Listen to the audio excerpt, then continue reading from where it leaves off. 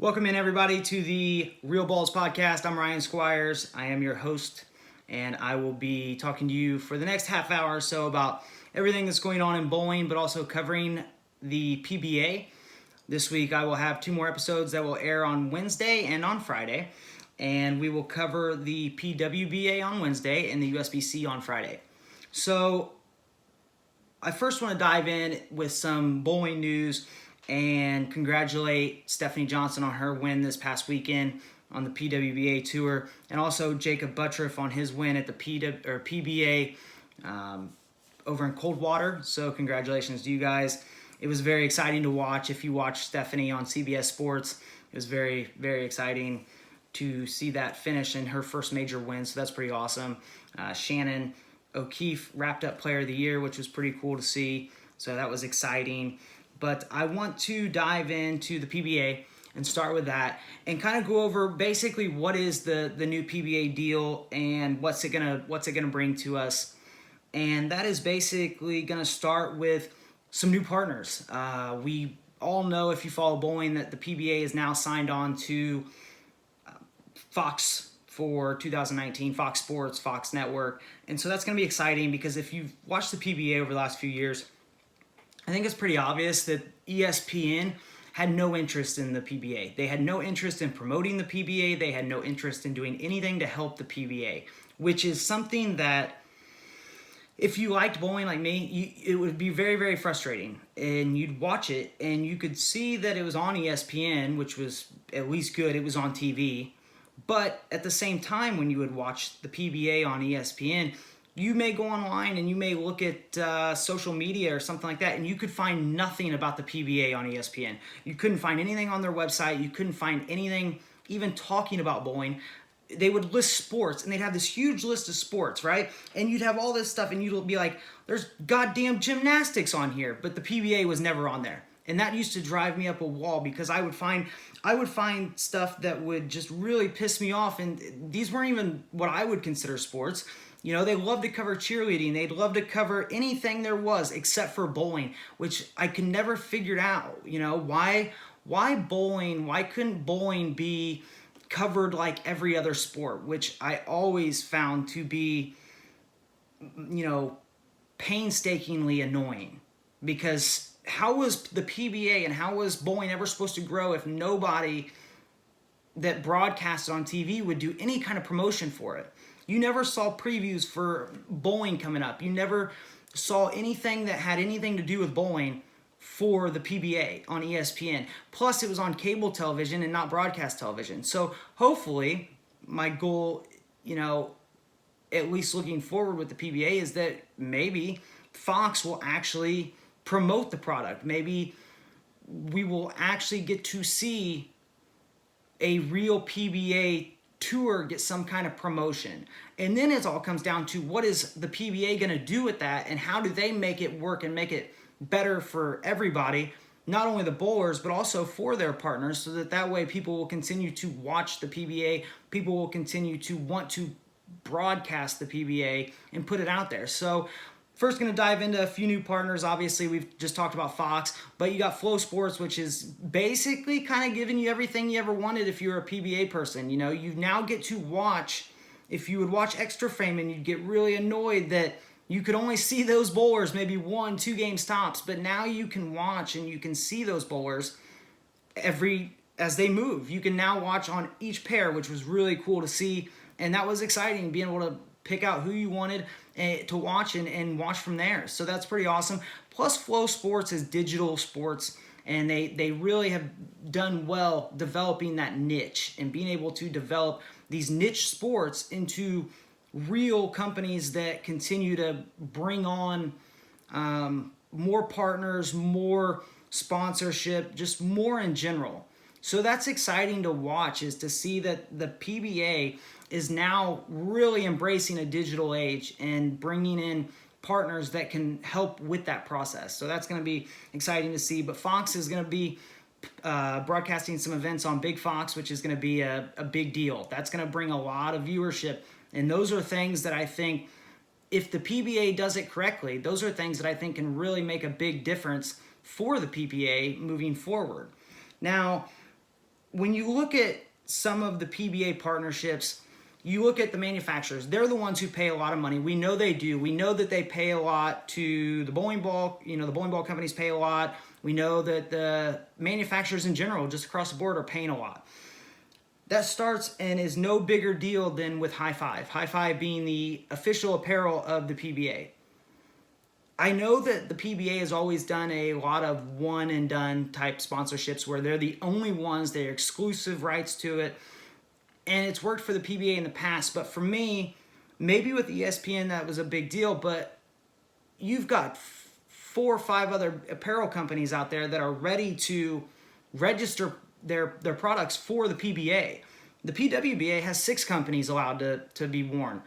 A lot of these players have outside endorsements with these manufacturers of apparel. So why are we not letting them use that apparel on TV and with the PBA? Well, it's because of that deal. It's because of that High Five deal.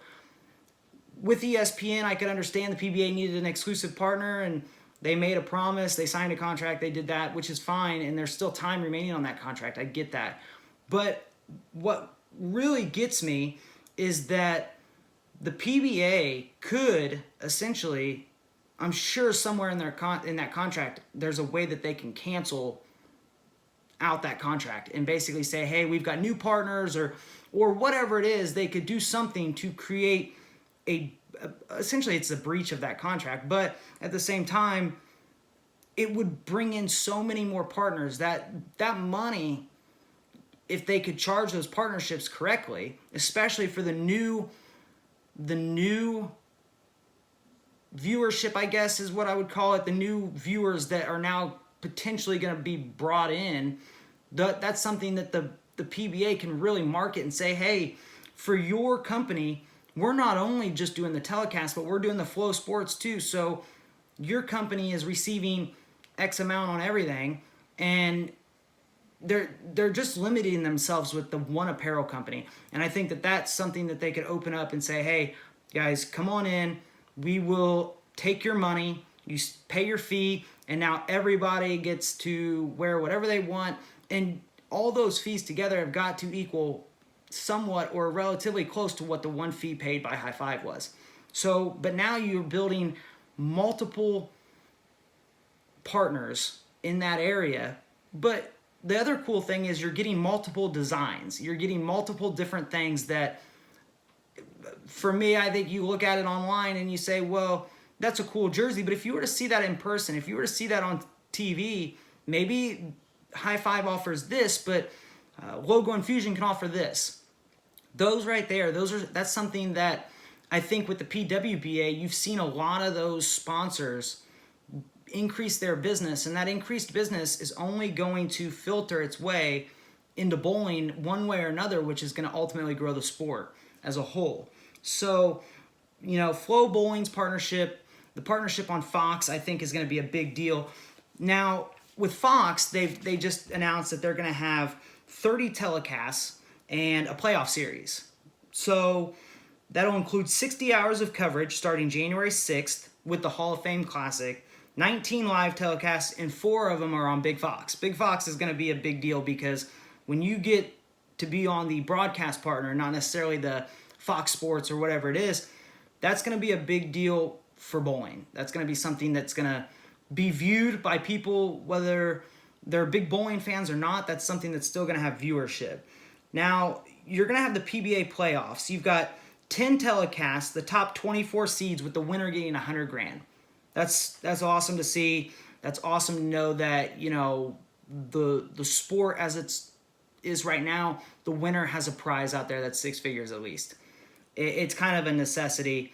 So I think one of those deals with Fox is going to be that hopefully between Fox Sports and Flow Bowling, they create some real digital content that I think will ultimately be the great thing or the downfall of the PBA. And it's that this digital content is going to reach a group of subscribers and a group of people that maybe the TV doesn't.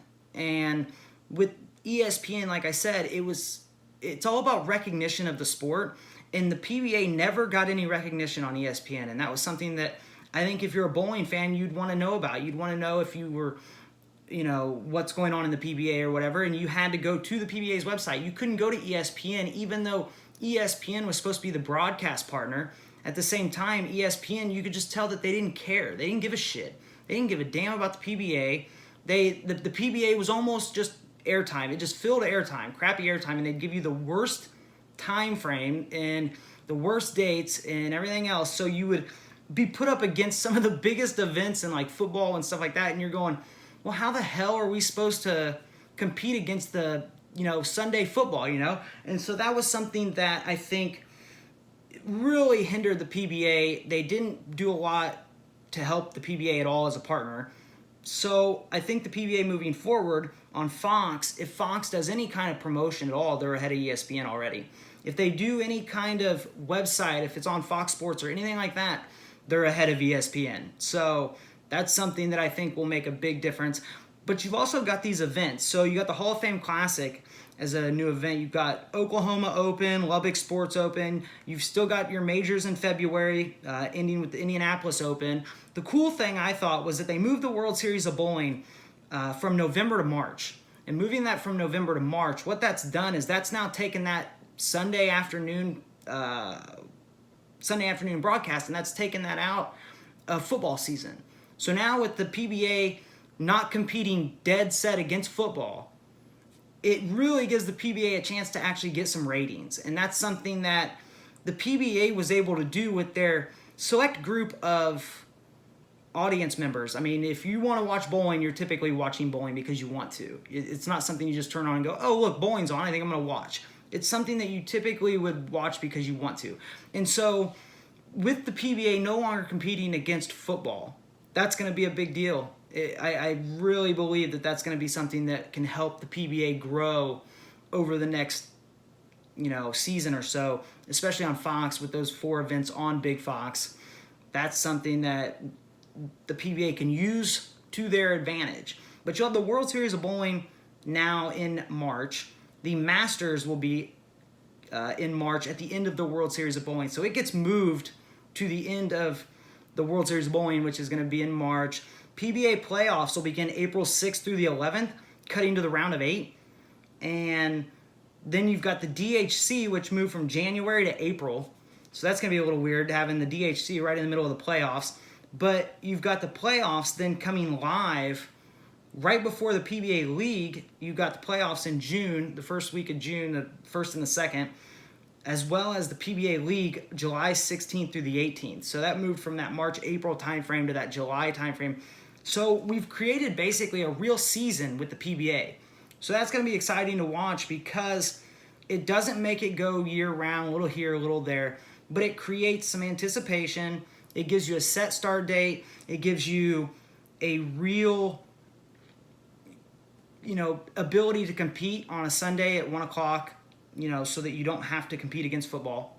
We're outside of football season for the majority, especially for giving credibility back to the World Series of Bowling.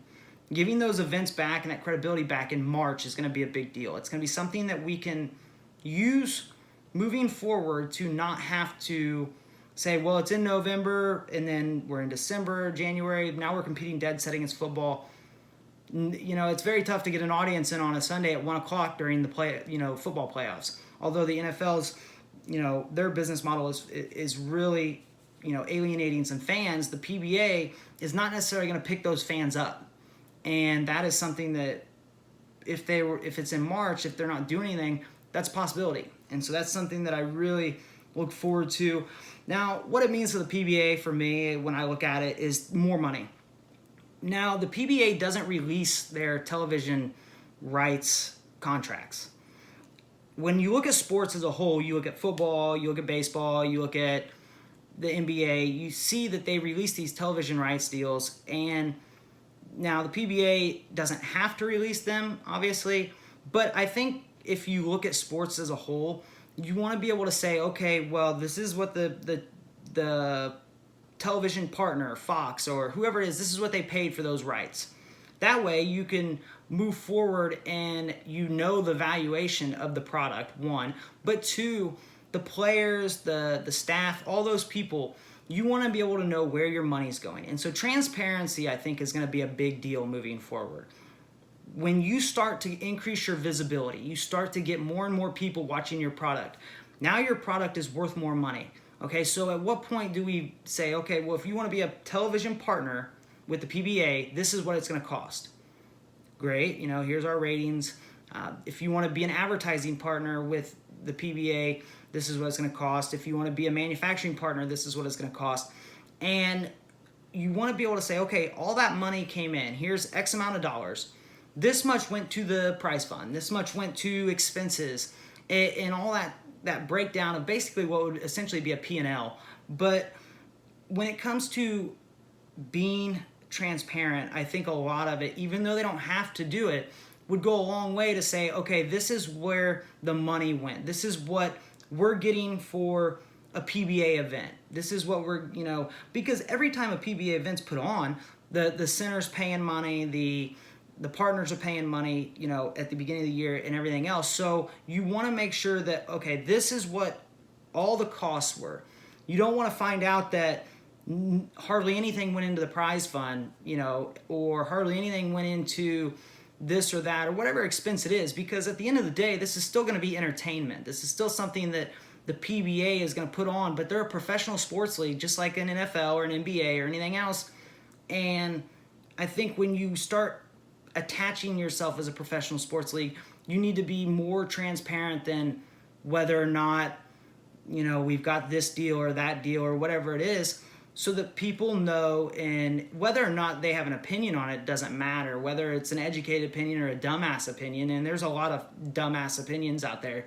It really doesn't matter. The fact is that you should be able to compare apples to apples and say, well, this is what the previous broadcast partner paid. Why is the PBA taking this deal? Or why is the PBA deciding to go down this road? Whatever it is, they've got to have a set road that they're going to go down, and really make it so that the members of the PBA especially have that insight.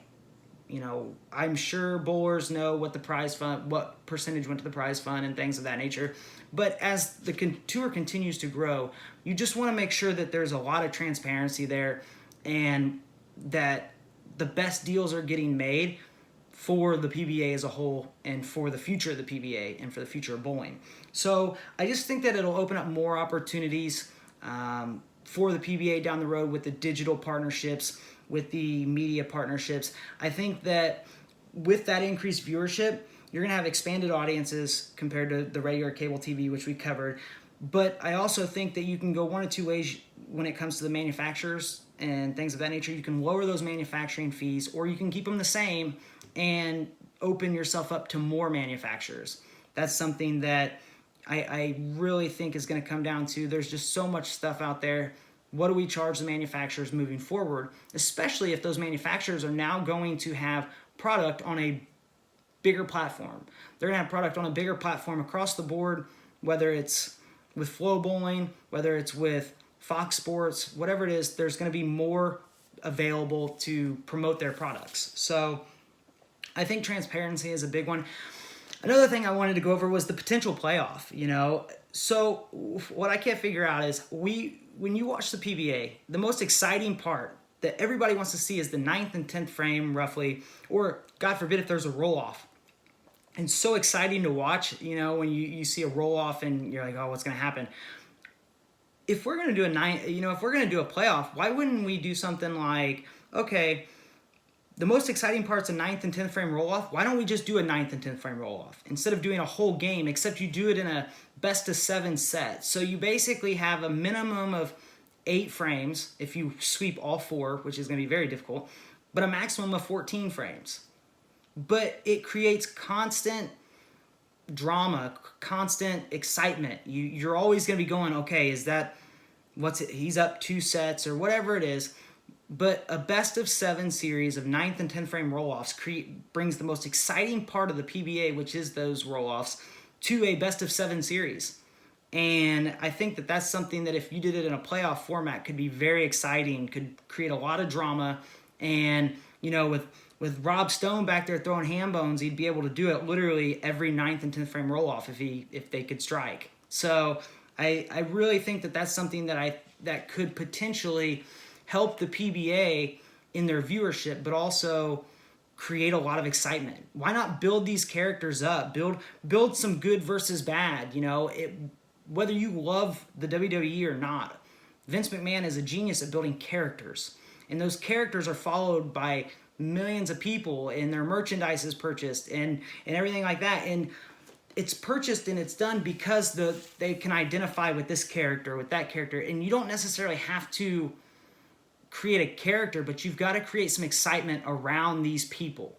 Make each person either a likable person, an unlikable person, but whatever it is, that each person, each bowler needs to be able to embrace that character and say, look, not everybody can be the good guy. Okay, not everybody can be the good guy and do that. Some people got to be the bad guy, and I think that that's something that the PBA could really benefit from is using that model, that good versus bad. Who's the good guy? Who's the bad guy? Who do you want to win? You've got to get people to have an emotional reaction to what they're watching. And a 9th and 10th frame roll-off with real characters that they can get behind, that's something that can really create some excitement. And I think that was one of the biggest downfalls of the PBA before, was that you didn't always see the same people. So you couldn't root for guys as much, because you may only see a guy he may make one telecast and never make another show again.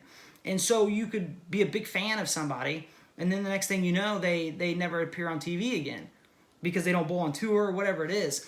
And if you're going to go and sell some merchandise and things of that nature, that's going to be key to really doing that, is to create those characters and that excitement, and to get these audience members, whether it's on Fox, whether it's on Fox Sports, whether it's on Flow, make these people matter, make their characters matter. And Rob Stone goes a long way towards that, because I think you see a lot of the telecasts, and at least for me, especially on the Flow or whatever, the Flow bowling, it's not exciting. Listening to the commentators talk sometimes is like listening to fucking paint dry. It can be very boring, and you got to take a sport like bowling that's already, it's really more of a participation sport. So if you're not participating, you're going to watch it, you got to have excitement.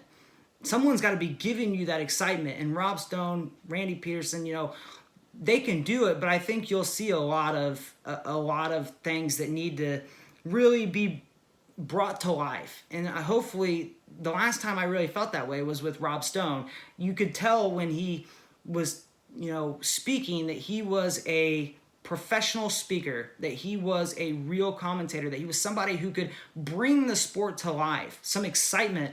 And if you have a good guy versus a bad guy, if you've got the 100 grand on the line, if you've got a 9th and 10th frame roll off, this is all parts just added in for excitement, pure, excitement that even if you're not a bowling fan, you can get excited about. You can go, wow, they're in a 9th and 10th frame roll off to, a best of 7 to determine who wins X amount of dollars or whatever it is.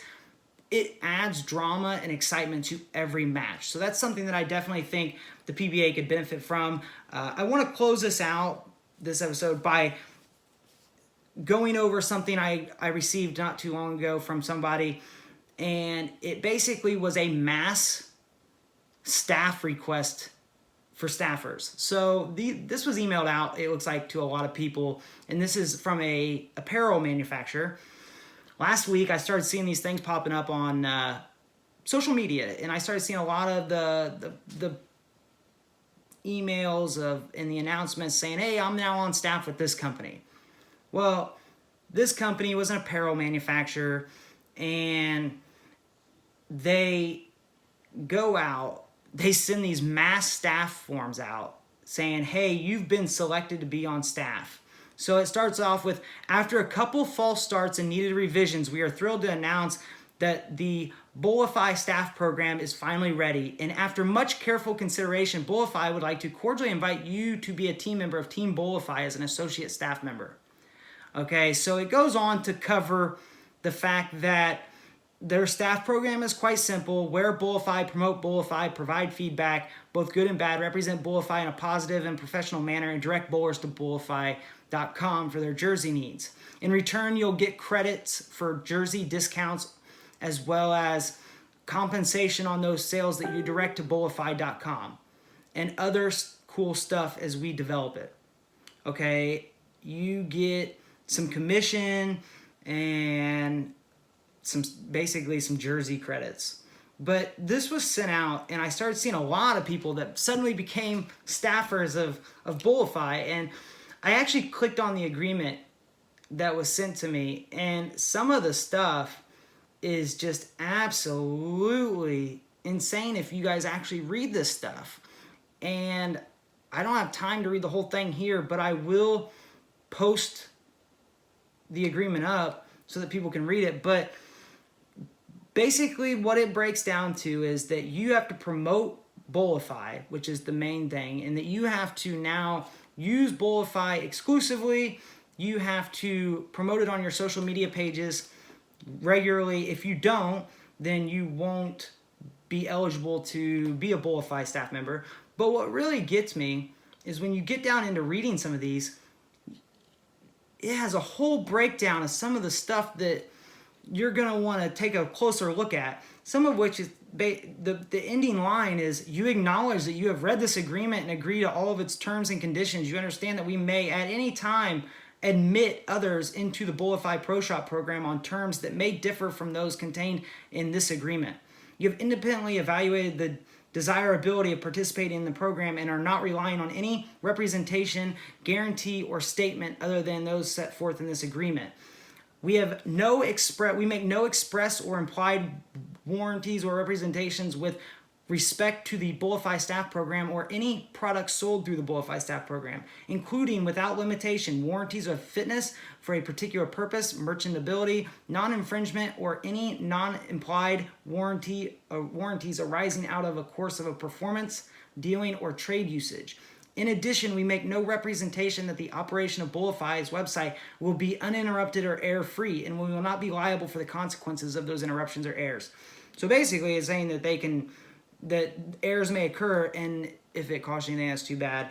Now, the nature of the relationship, the modification, they can modify it at any time, but as a condition to your participation in the Bullify staff program, you agree that while you are a Bullify staff program manager, you will comply with all laws and ordinances. Okay, there's a really interesting one in here that is about social media, and it's about your relationship with Bullify and how they're going to crawl your social media. So it says here that the responsibility for the development, operation, and maintenance of your site, social media accounts, and for all materials that appear on them and making direct links available to your customer rests with you. Bullify cannot be responsible for the technical operation of your site, accounts, and all related equipment, creating and posting product descriptions and linking those descriptions to the Bullify website catalog. The accuracy and appropriateness of materials posted on your site, ensuring that materials posted on your site do not violate or infringe upon the rights of any third party, copyrights or anything like that, ensuring that materials posted are not libelous or otherwise illegal, that you're accurately and adequately discloses either through a privacy policy or otherwise how you collect, use, and store and disclose data. So basically, Bullify has all the benefits of you promoting their products, but at the same time, they have none of the liability. So when you keep reading, if you actually get into this, you might find that there's an agreement in here, and you're basically agreeing to allow Bullify to crawl your social media. You're allowing Bullify to get on your social media pages, roll through that social media stuff, which may not sound like a big deal, but at the same time, the way it's worded is that when you read through this, I want you to listen to the way it's worded. It's almost like you are selling out to Bullify all of your rights, basically, just to have an agreement that gives you some discounts, for some jerseys. That's it. I mean, they'll even tell you, it's in big letters, that the nature of this agreement is that they are not responsible for anything. They are not responsible for your... If you screw up and post something that's copyrighted and you get sued, they're not responsible for that. Even if you're posting on their behalf. That's in the agreement here. So I will post that up. I think you'll find that the agreement for some of these is egregious at best. It's really sent out mainly to get people who want to be on staff. Hey, you can be on staff. All you gotta do is sign this. All you're doing is promoting their product. That's it. You're just promoting their product, and you get some credits. It's not a staff thing where they want you to be on staff because they think you're awesome. It's a staff thing where they think, hey, we'll give you a discount on some jerseys, and in exchange you promote our product, and every product has to have our logo on it. So I think that you'll find that moving forwards, you'll see a lot of these. And I've heard that another apparel company actually sent theirs out the same day or like the next day. So it's not like it's unique in any stretch, but this is what I'm talking about when I start talking about apparel and I start talking about these staffing programs and everything else. You are a billboard, and you may as well make yourself valuable, promote your own brand and things of that nature. I'm never going to get a jersey that has a Bullify logo on it or whatever it is to promote Bullify. If I did, I simply would get it to promote whatever brand I want to promote, whether it's my Hallmark Shoes brand or whether it's my Real Ballz brand or whatever it is. I want to promote my brand and not necessarily somebody else's. And that's the thinking independently that I always go back to, which I encourage everybody to do, is to think independently and think like you're the business instead of the person who's being used by the business. So anyways, I'll have another show up on Wednesday. I don't have a lot of time in between these shows, so I want to make sure I get as much done as I can. But I will have another one up on Wednesday, and we will go over that. I encourage you to check out the PBA and the PWBA. I think you'll find that there's a lot of exciting things happening in bowling. And I appreciate your time, and I thank you all for checking this episode out. And don't forget to check out Wednesday's episode at 5 p.m., okay? Thanks. Bye.